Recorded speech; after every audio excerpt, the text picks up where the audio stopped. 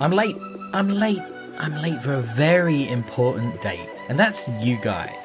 Oh, it's good to be back talking to you after I've had, I've actually had a couple of weeks off from doing a weekly show because the last two episodes were specials while I was on vacation, and I'm back today a day later than planned, and I do apologise for that. It was just too hot to close myself off in my office, to turn off my fans, to record an episode for you guys yesterday.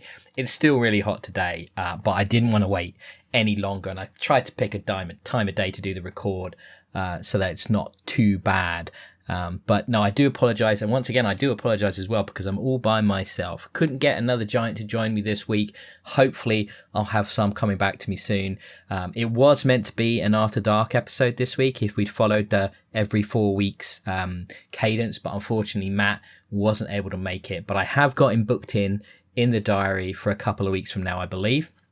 And I know Rob's intending to come back because we've got a new season of Destiny kicking off, a new year of Destiny kicking off next week, and he is a massive Destiny guy, and I really want to talk to him more about that because I've never been more on the fence with Destiny than I have up till now. So obviously that leaves things all to me today to talk to you guys about some games, some movies, maybe even some sports stuff, and cover off a few giants. I had a lovely holiday, went to North Wales, really decompress with my wife. We went on a steam train tour. We did like middle age, old people, white guy, white girl stuff. Honestly, it was all very pleasant and bucolic. I love that word, bucolic. Hills and rivers and the seaside and mountains. And I live in a very flat part of the UK, so it was lovely to go and see some proper scenery and just take a week away. We stayed in a shepherd's hut, so we didn't really have any electronics. I was mostly offline, did some reading, that kind of thing, which I might actually cover in a subsequent episode. But it was a beautiful time, and I'm really glad to have done that. But that didn't mean I stopped watching stuff just before I went away. We're going to talk about one of the films I saw in the cinema, and I've also been in the cinema today watching another new summer release, which we're going to cover. So I've been trying to stay up to date, and I've even had time to play some video games as well since I was back. So I'm going to cover that as well today. So I think that means, we should end this little intro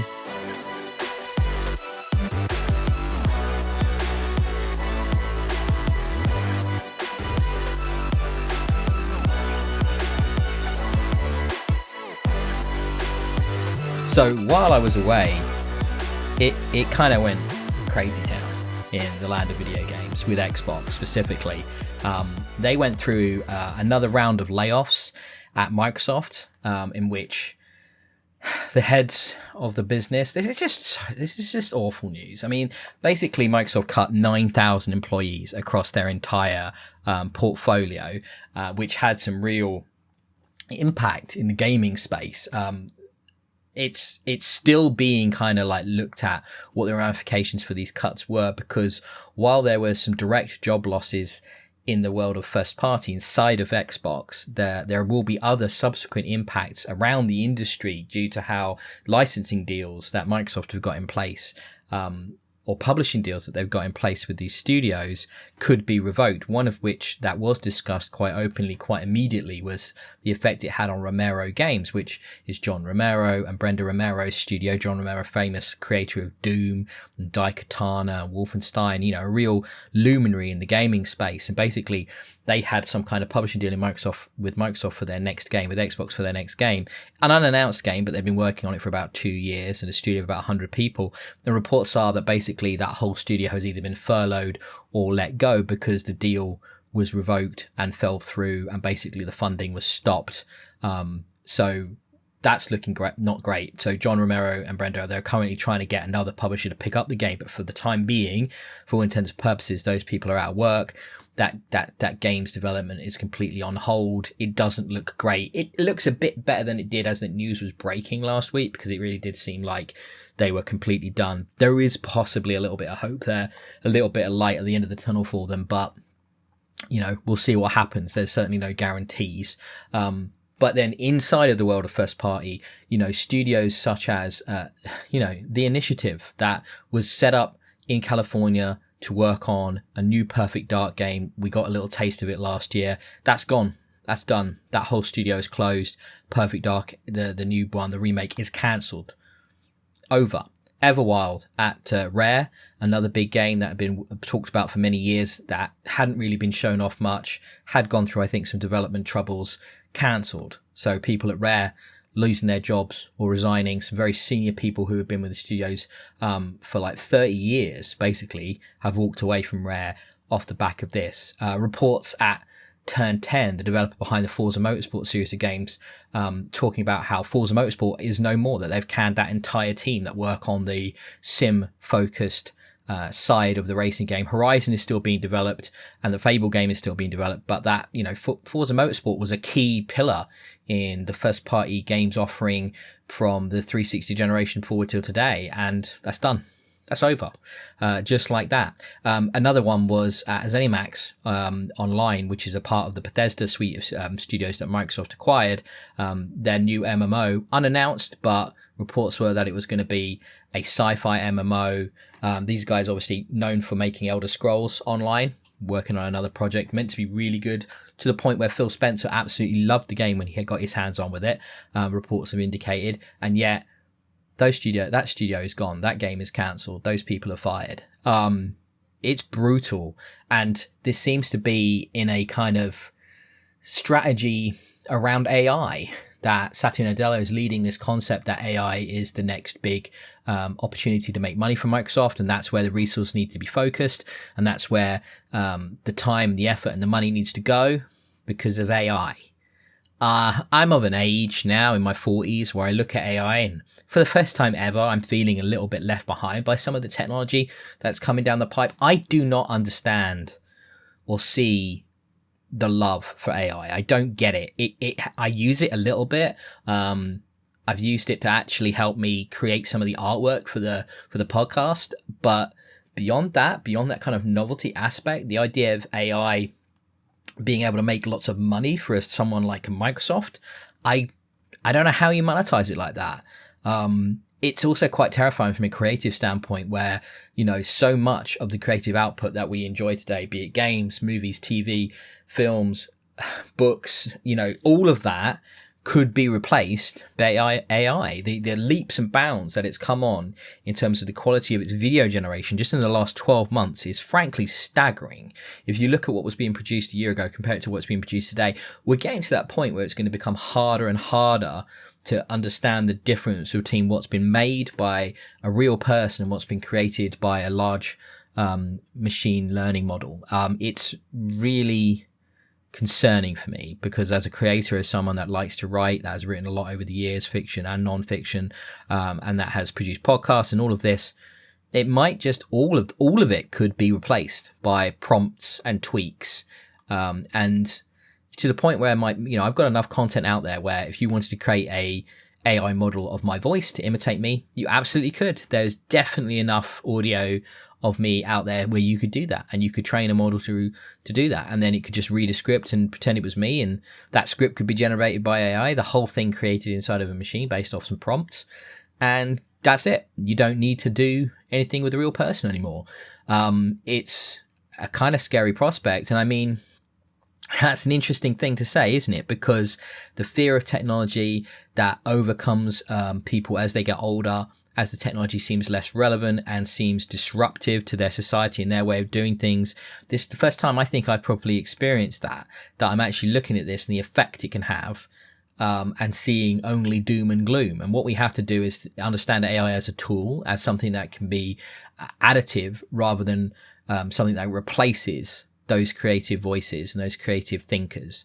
But time will tell, and we've all got to make kind of our peace with it because it isn't going anywhere. And I don't think the idea of banning it or legislating against it is smart. All you do is force it into a corner and force it to be used, I don't know, nefariously or whatever. But I think we have to understand that, once the cat's out of the bag, we've got to live with that. And the fact that 9,000 people just this time alone, obviously Microsoft have done plenty of other layoffs, have lost their jobs with studio closures and games being cancelled.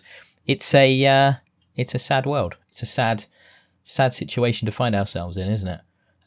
So yeah, I don't want to spend too much time on this because it's one of those things that while it's very impactful. The news is already, the cycle has already moved on, and people aren't really talking about it as much as they were last week.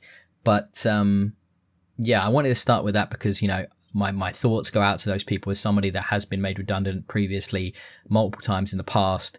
It's a very unsettling time. It's a really tough time to go through and to deal with, but you will get through it. You will find a way out the other side, and things will get better. I'm sure there'll be places for your creative talent and your ability to be utilised in the future going forwards. Yeah, best of luck to everybody affected by this. So let's move on to the next thing I want to talk about. I'm not going to do lots of news. I just wanted to touch on that because it was so impactful, I thought, in the last couple of weeks. But I want to talk about a game I've been playing. Now, this one wasn't really on my radar. And basically, I saw it came out new on Xbox. So I believe it's still in early access on PC. And it's a game called Greedland, which is one of my kind of favorite types of games. It's a Vampire Survivors style auto shooter, twin stick kind of top down game. So basically Greedland it's a sci-fi setting. It's a planet, 3 different biomes, and you put like a robot mercenary character out there. You've got lots of powers to choose from, lots of different power-ups, different weapons, different armor suits, different mods, which is probably the most impactful sort of twist that's on this game. And yeah, that's kind of all it is. I mean, it's made by a company called Vamp HE, published by Game Sky Games and 2P Games. It's not revolutionary, but I've already sunk like 10 hours into Greedland without really even trying, because it has that drip feeding of unlocks and abilities that you get from these games, and also achievements where it's like, you know, in a session you could unlock a few things and you come back another time, you unlock a few things. There's no story as such, but there's enough there to keep you kind of scraping away at it. I'm a big fan of this genre. Yet another Zombie Survivors was one I've been putting a lot of time into recently. And this game, Greedland, is also available on, I think it's on Xbox and PC. I don't know about other consoles. I honestly not dig that deeply into it. It kind of came out of nowhere. I saw it and I thought, oh, this is my kind of game. I'm going to give it a go. It's not perfect.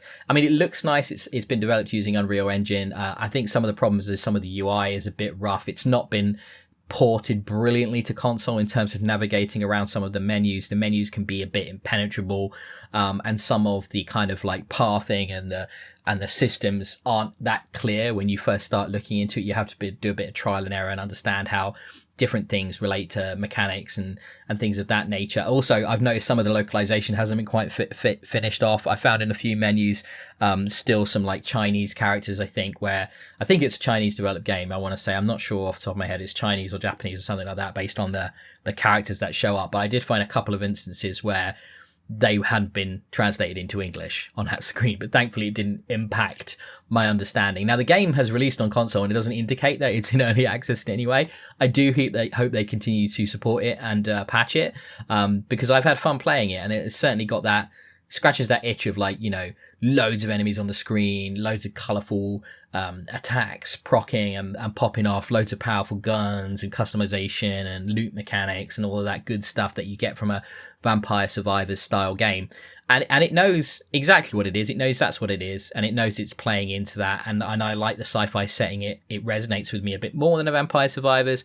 And while this isn't like a perfect experience, it's at that price point between 10 and 15 pounds where it's like, hey, look, if I just want to play one of these types of games and throw some time into it while I'm listening to a podcast or watching something on a second screen, it's a perfect one for that. Perfect kind of grindy game. So yeah, I recommend Greedland if you're in the mood for another one of those types of games and you have already got a lot of different ones in your library and you're just a bit addicted to them like I am. I'm such a sucker for these games. Britato or VS or, oh God, there's so many now. Ever since Vampire Survivors happened and it just like exploded, I think everybody's like going, oh, that's a fairly easy to make kind of game, why don't I put one out? And these small studios are definitely doing that. I don't think Greedland is doing a lot of new things with the formula other than the setting perhaps, but it certainly scratched that itch for me and I had a good time with it. So yeah, I would say check it out if you're looking for another one of that genre. So honestly, that's kind of it for gaming. I've got much more to get into in the terms of movies. So let's take a little bit of a break here and let's talk about some films.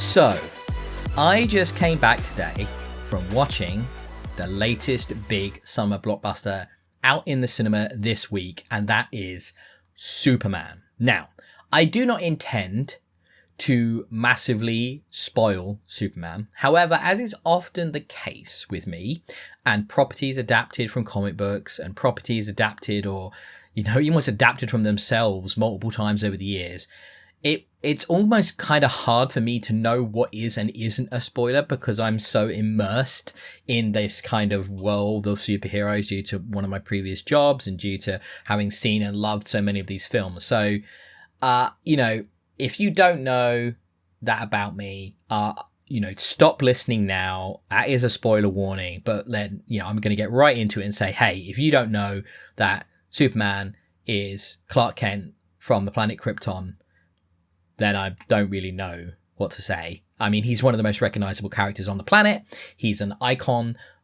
He is, when Christopher Reeve played Superman in those incredible films, he created the superhero genre that we have today. It was the first ever type of superhero movie or vigilante movie that created the idea of this good guy, the Boy Scout character that's doing just good for the sake of it. Before that, we'd had characters like the Phantom and a couple of others which were more like master vigilantes, very human, very fallible. Superman was the first one we ever had on the silver screen that was this infallible icon of purity and justice and if you go back to the original film, the American way. I can tell you now, that doesn't get mentioned in the new Superman. Let me just quickly give the presses for this new film. This is James Gunn's first movie since taking over as the kind of impresario in charge of the DC movie slate after leaving Marvel and after finishing there with the Guardians of the Galaxy third film.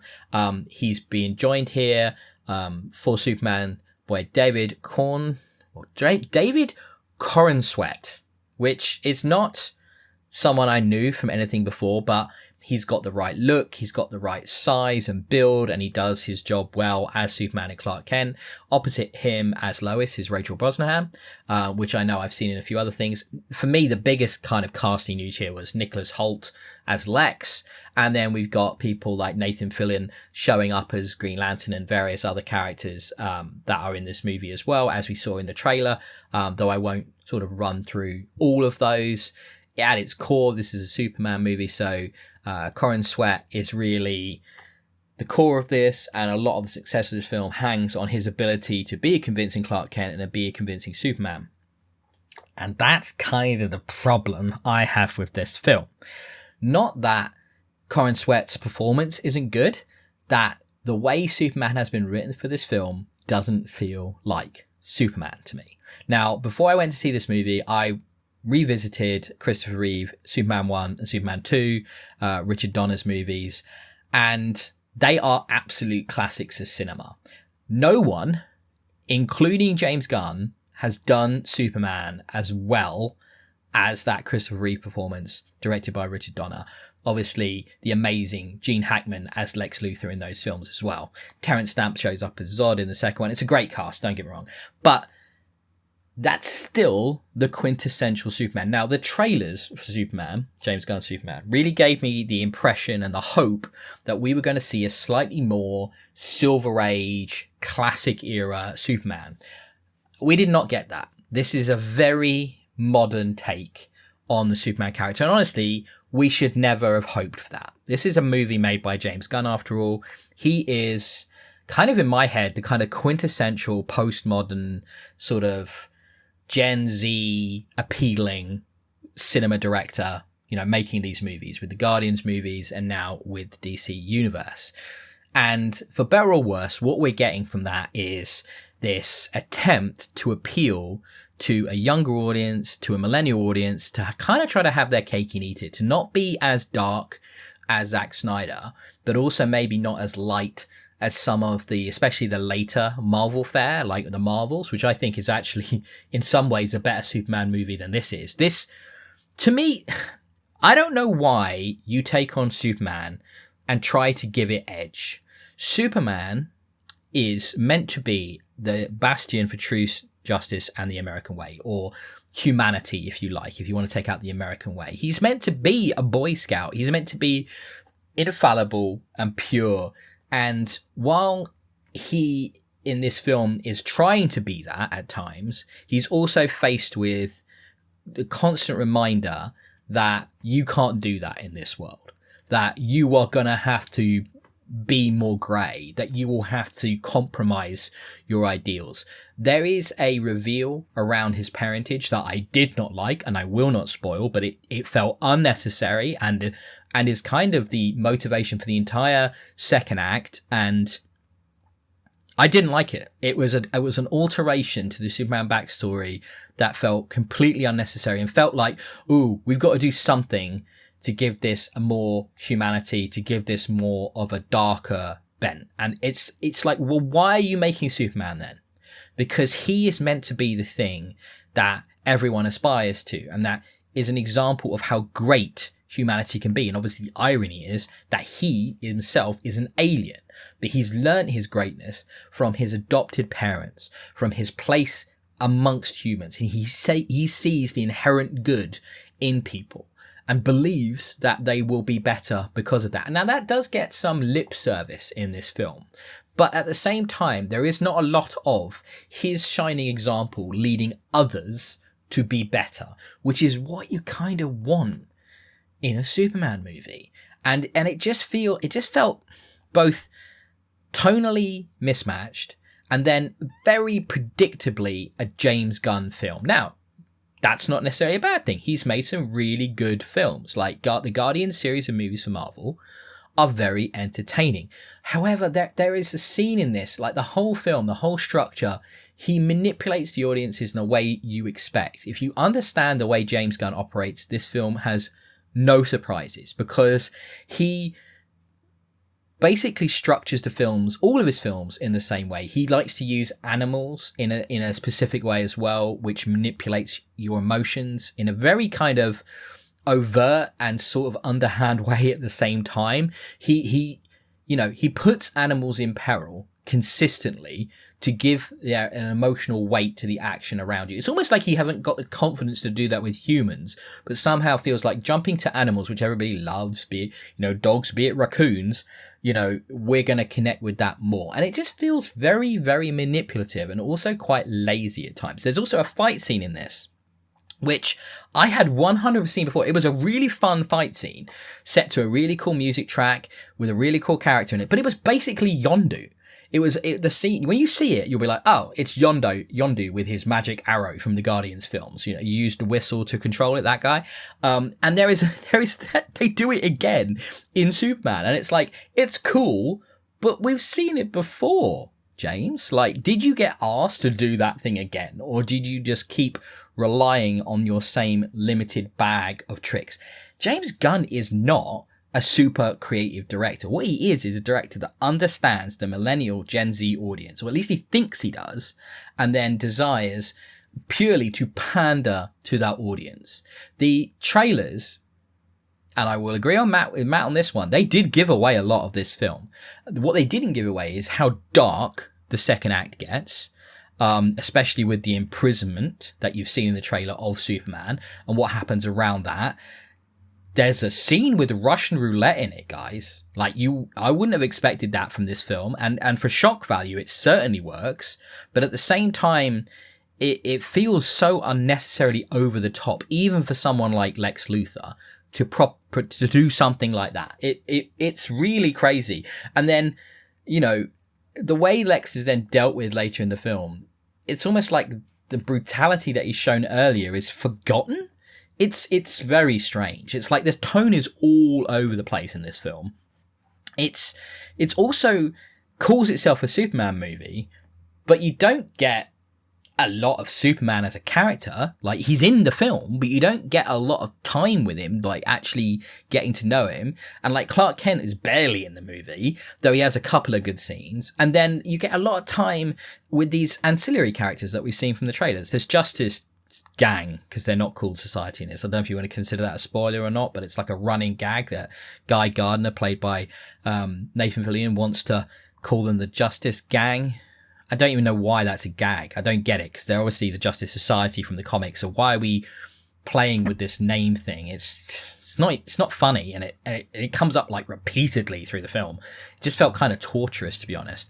But yeah, so they're in it a lot. Him, Mr. Terrific, Hawk Girl. Not so much Hawk Girl, which is a shame, because she's played by Isabella Merced, who is plays Dina from The Last of Us Part 2, who is a really good actress, and she's really good in this, and I'd love to see a bit more of her, but we didn't really get a lot of her. We get a lot of Mr. Terrific, played by Idi Gathegi, and he's fab. He's also from For All Mankind. He's a really, really good actor, and I really like him. He actually has like an almost sort of a similar amount of time in the film as Clark Kent, Superman does. Like, they're in it. He's in it a lot, and he's really cool. But it doesn't feel necessarily like a Superman movie. And that's one of the problems we've also seen with Marvel, especially when they've done those Captain America films and stuff like that. Like, Brave New World doesn't feel like a Captain America film. It feels more like a Hulk movie almost. And, you know, we've also, like, a lot of the Captain America films, it's almost like they're going, well, Captain America isn't interesting enough by himself, so we have to give him a big supporting cast to keep people interested. And also, I guess this movie is trying to do a lot of heavy lifting with the idea that it's the first one from James Gunn in this new DC rebooted universe. So it's trying to do a lot of establishing. Like, we know Superman's going to return. We know that the Justice Gang are going to return in future movies. We know we're going to see a lot of these characters again.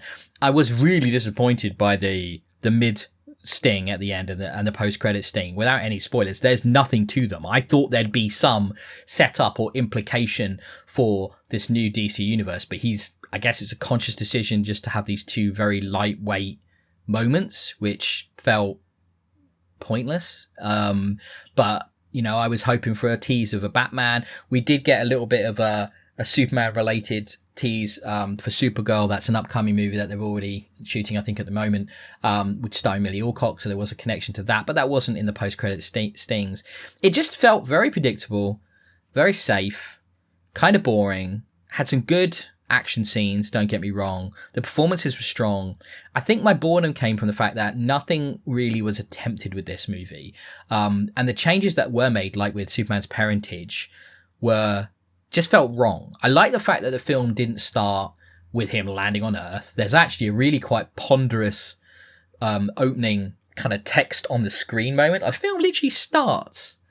Like, you know it's not good, right? You know a film hasn't been particularly well written or particularly well thought out when you have to have like an opening establishing text over the screen. You know, it's not, unless you're Star Wars, you really shouldn't be doing this in 2025, because it's certainly not going to grab your audience when you have to read, all this information. However, the information that's conveyed is done in a interesting way. It starts 300 years and then it's 30 years and then it's 3 years and then it, subsequently comes right down to like 3 minutes, which is kind of interesting how it's given this timeline of events in the DC universe and breaking them down in that way.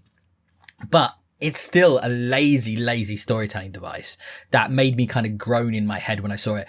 The old adage of film is show, don't tell, right? Always show, don't tell. So when a film opens with text on a screen like that, it's already kind of failing in my book. So it had an uphill battle from that point on. I didn't hate my time with it. I enjoyed my time. It felt quite brief. I liked some of the supporting cast. It just didn't feel like a Superman movie. I thought Nicholas Holt's Lex was really good, and he certainly feels like a villain. His motivations were clear. He had a good monologue at one point, which is what you'd want from a Lex Luthor character.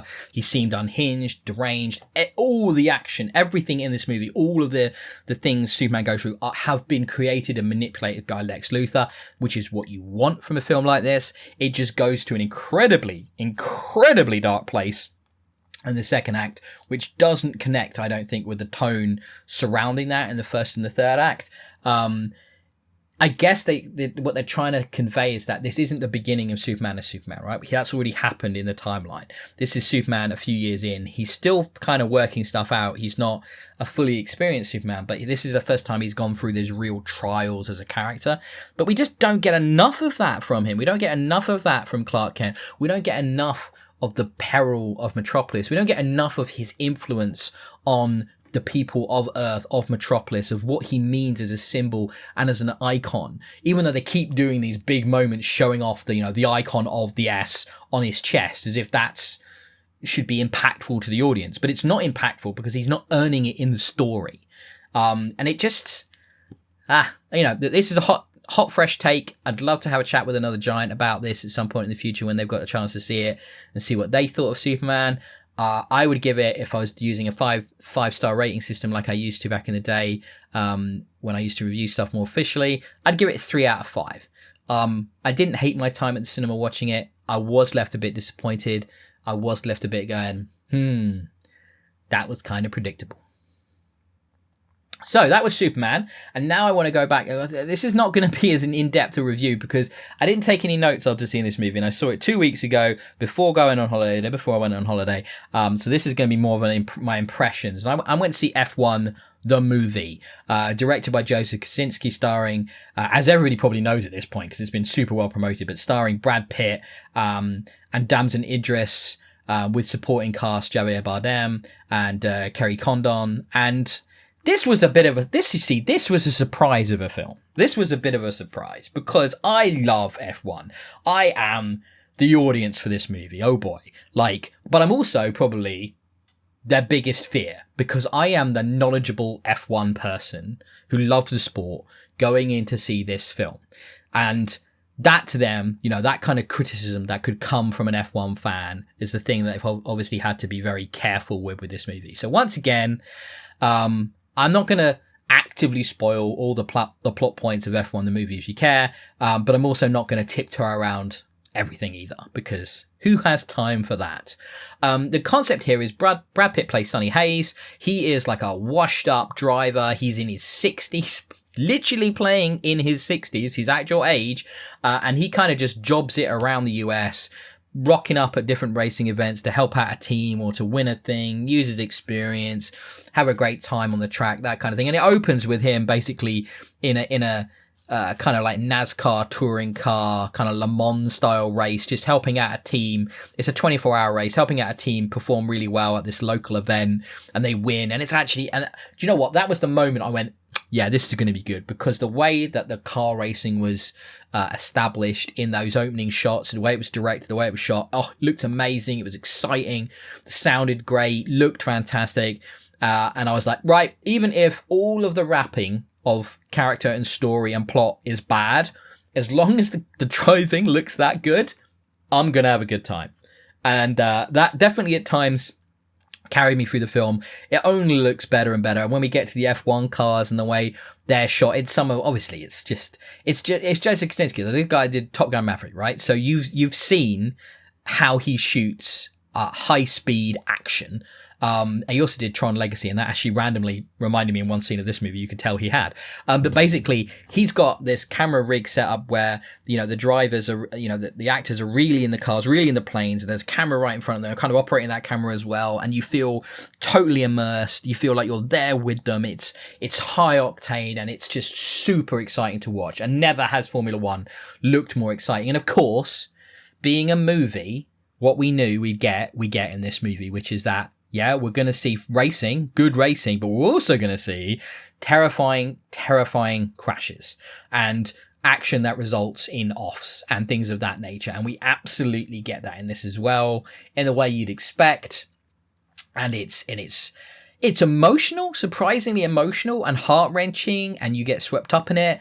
Look, it's not Shakespeare. I mean, it's kind of like Days of Thunder in the plotting, right? Because there's only so much story you can do with a car racing film, right? You're going to tread some similar beats as the ones that have come before. I think the thing that there was a couple of artifices at play here which made me smile that were very cinematic. The first one that really stood out to me was commentary.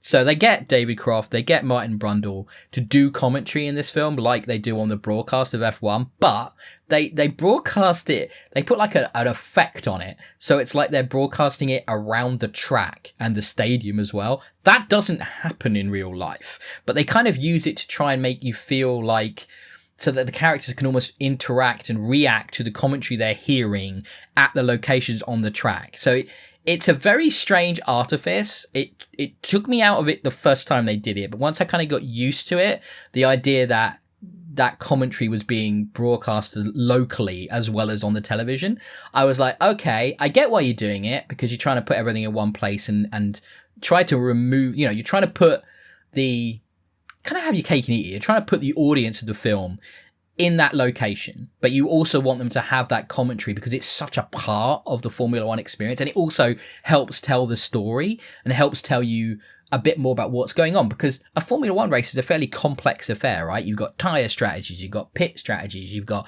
different strategies on track, you've got different drivers on different strategies within one team. We see all of that in this film. They do try to really convey the complexities of the sport. It is more complicated than racing an oval in NASCAR, though there is strategy to that, but there is more complexities here in F1, and I understand why, you know, Kaczynski has decided to try and explain some of that for the layman, for the person that's going to this film and has never seen any F1 before, or maybe they've just watched a little bit of Drive to Survive, right? So they're not going to have 2 hours to Google everything online and to really immerse themselves in it. They have to be able to just go into that cinema and enjoy that experience. And that's so that was a bit weird and artificial, but I got used to it and I kind of embraced it, and it was just great to hear Crofty and Brundle as part of the movie.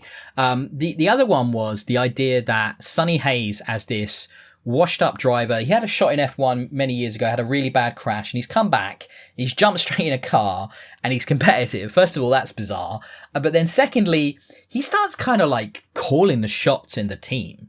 Like he has like huge, like, he kind of just takes this authority away from the race director and from the engineers, and he kind of ends up like calling exactly play by play what should happen during the race, and what even the other driver, played by Damon Idris, should be doing as well in the race as well. JP, his character. So that was strange because I don't think that's ever happened. Maybe going way back, way back, but it's not really how a Formula One team is run, at least not in my understanding. Obviously, some drivers have a lot of influence. You look at Max Verstappen over the car and stuff like that, but he isn't going to be calling the race for Yuki Tsunoda, his teammate, right? Whereas Sonny Hayes literally calls the race, and for JP, he's literally on the radio telling his engineer to tell JP's engineer what to do based on his instructions.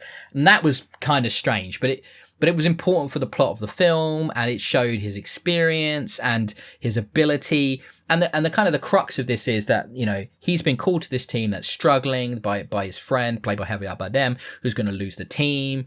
And basically he's been drafted in for the latter half of the season to try and save their season. They just need one win, otherwise they lose the team. And that's the very kind of Hollywood basic setup. Again, not really how any of that works, but it's believable enough. So maybe that gave him a bit more authority to literally dictate the development of the car's direction at one point as well. And then also call the shots, you know, and put Brad Pitt firmly at the center of the story in every way, shape or form, to the point where you're kind of like, why is Javier Bardem even in this? And he's got an evil board member who's trying to screw him over as well. And it's all of that fun, silly, you know, good times. Yeah, but but even with all that, and it could have been absolutely ridiculous and a load of bobbins, the drama is still good enough, the characters are good enough, the acting is good enough, and the story is good enough, coupled with the amazing photography of the on-track action, where you get swept up in this movie. It's a really good action movie. It's really exciting.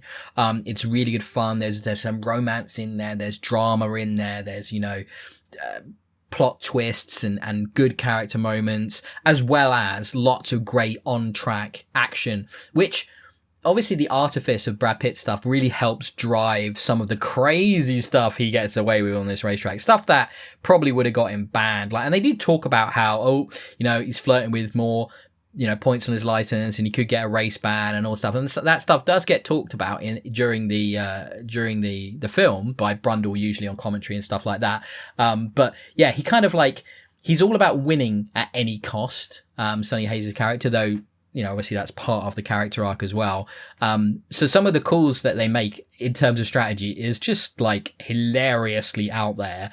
As a fan of the sport, I'm like shaking my head, but also grinning at the same time. Like, you'd never get away with that, but imagine if you could. that kind of thing. Though I can tell you, if there are certain teams that tried that, I'd be very, very upset, in the actual sport. But I hope it doesn't give anybody any ideas, put it that way. Can you imagine the defense if they go to the stewards? Oh, I saw it in the movie. I thought we could do that. No, you can't.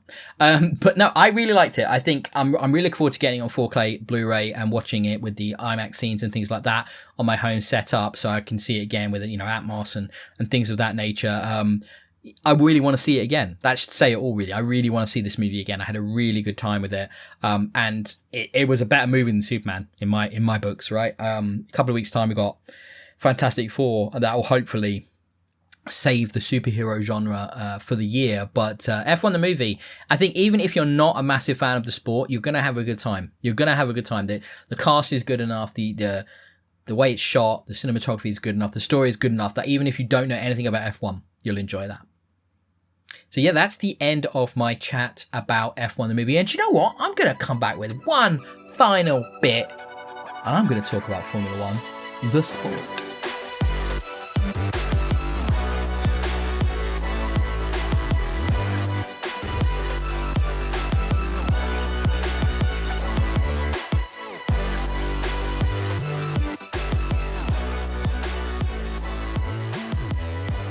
So it makes sense, doesn't it? Time to talk about Formula One, the sport, because F1 the movie, I've just reviewed that. I didn't say a score, did I? 4 out of 5 for F1 the movie. Talk about scores. Let's give a score for the Silverstone GP. 4 out of 5. Wow, what a race. And I want to talk about Formula One because we did just have the British Grand Prix, which is an absolute classic fixture. The first ever Grand Prix back in 1950 was held at Silverstone, and it's still going strong to this day. And the races can be sometimes not as great. This one, though, we had mixed weather conditions. It was chaos and resulted in a win by Lando Norris. Oscar Piastri in second. Win by Lando Norris, right? British driver, British GP. We love to see it anytime that happens. It was Lewis last year. The only win he got in the Mercedes last year before coming to Ferrari this year. So we were all just praying for another Brit on that top spot, and Lando has done it, keeping his championship alive against Oscar Piastri. It definitely looks like a 2-horse race now between the two McLaren drivers up at the top of the grid, which is fantastic. But even almost bigger than Lando Norris winning, Nico Hülkenberg in third place. Why, you ask? Why does that matter? Well, Nico has had over 200 starts in Formula One without ever getting a podium. That streak is the longest running driving career anyone has ever had in Formula One without making it onto the podium. And he's broken that record. He's finally got rid of that off of his back and got his first ever podium. And obviously, you see Nico Hülkenberg in his Sauber getting third. That should tell you everything about what happened in this race.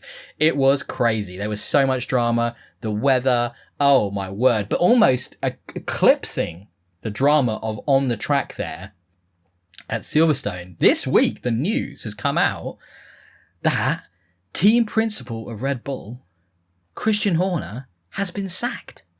He has been at Red Bull since the very beginning, 20 years.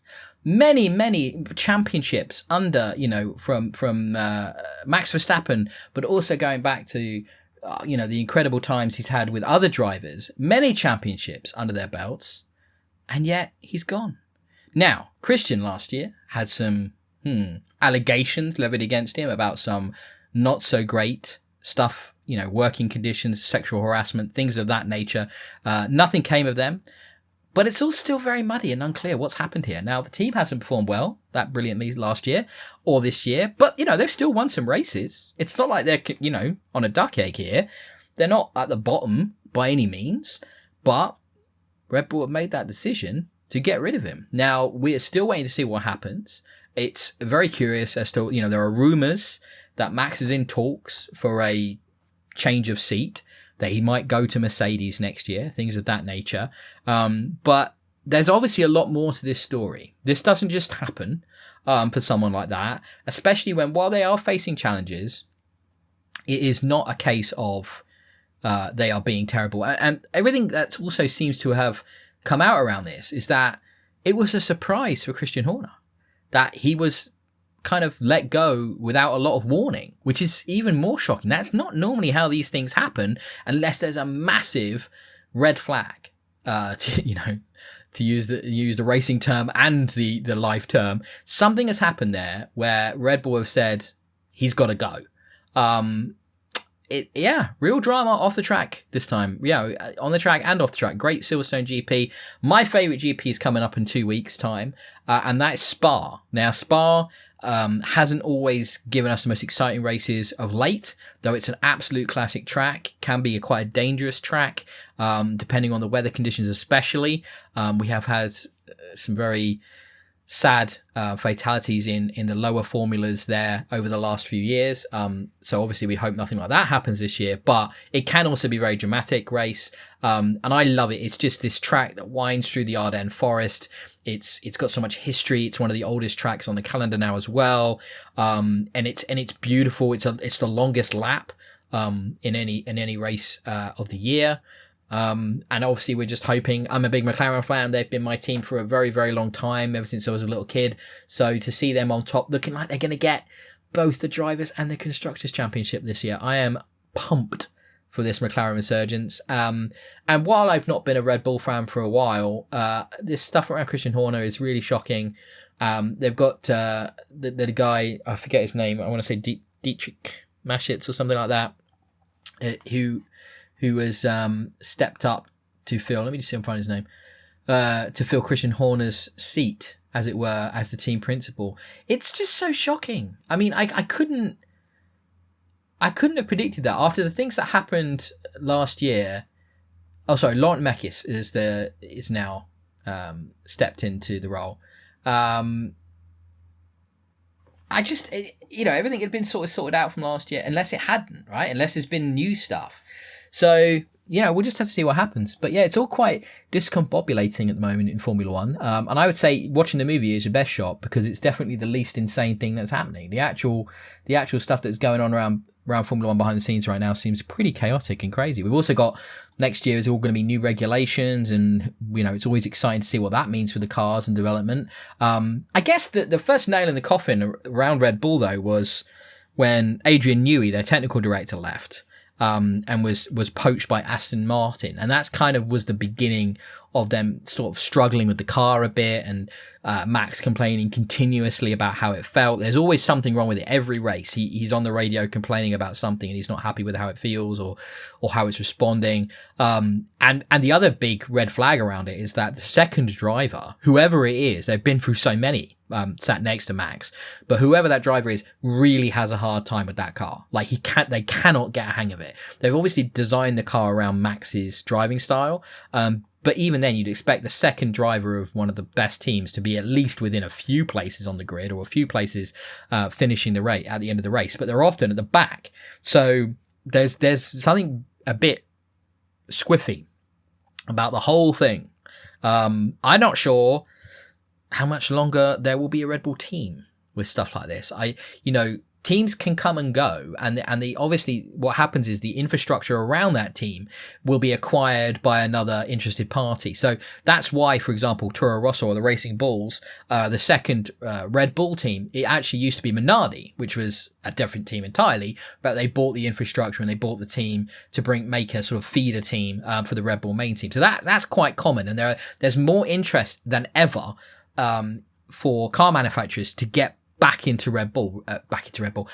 Formula One. Formula One is incredibly popular right now, globally. You can see that from the existence of the movie, but Drive to Survive on Netflix really drove the popularity through the roof once Liberty Media had acquired Formula One, and it's doing incredibly well right now. So I think we've got a lot of interest. You've got Cadillac coming in, you've got Audi coming in. There may well be other interested parties, and I could see Red Bull going away, and the drinks guys, as they are, divesting themselves from this sport, at least for the time being, or maybe just one of the teams, maybe both of the teams, because I do feel like it's definitely not the focus as it used to be for them, and they're obviously struggling now more than ever.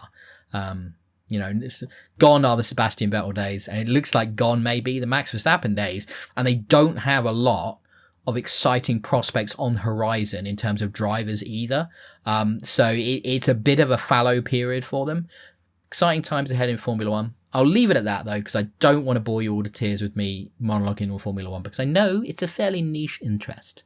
But that, guys, it's been another wonderful episode of 8 Dead Giants. I'm really glad to have had a chat with you guys and come back with you all this week. What I will say is, I've got a new thing, right? So that all of our links, all of the places to subscribe to the podcast, to get onto the YouTube, to find all the social channels, they're in one place. So if you go to 8deadgiants.com, it'll take you to a link tree page for everything, so that you can find us everywhere. Please, please, please, please, please go on Spotify, get on iTunes, get an Audible, leave us a rating and review. 5 stars, if you could. That would be amazing. There are starting to show up. I've had a couple, but more will help with the SEO and getting this podcast out there amongst more people. And I know you guys don't love it as much when I'm by myself, and I can understand that. So hopefully some giants will join me again soon. In the future. But yeah, that's been another episode. To recap, Greedland, 3 out of 5. I didn't give it a score, but I'm going to give it a score now. Superman, 3 out of 5. F1 the movie, 4 out of 5. Okay? Those are my reviews for this week. Hopefully next week we'll talk some Destiny, and the week after that will be Fantastic Four. Exciting times in the cinema. Bye everyone.